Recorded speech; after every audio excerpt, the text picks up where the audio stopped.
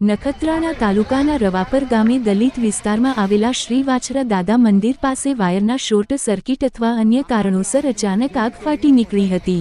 આગ ખેતર વિસ્તારમાંથી ઘરો તરફ ફેલાય તે પહેલા સ્થાનિક યુવાનો અને મહિલાઓએ જિલ્લા પંચાયત પ્રતિનિધિ તથા તાલુકા પંચાયત સભ્ય અશ્વિન રૂપારેલ અને રવાપર સરપંચ પરેશ રૂપારેલને જાણ કરી હતી। જાણ થતાં જ તાત્કાલિક સ્થળ પર પહોંચી મામલતદાર રાકેશ પટેલ તેમજ જીએમડીસીના શ્રી ઝા સાહેબને માહિતી આપવામાં આવી હતી। ત્યારબાદ ફાયર ફાઇટરની મદદથી આગને કાબૂમાં લેવામાં સફળતા મળી હતી।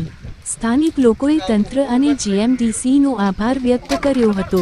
જો કે સ્થાનિકોમાં એવી વ્યથા પણ વ્યક્ત થઈ હતી કે પાણીની અછતને કારણે આગ બુઝાવવાની કામગીરીમાં મુશ્કેલીઓનો સામનો કરવો પડ્યો હતો।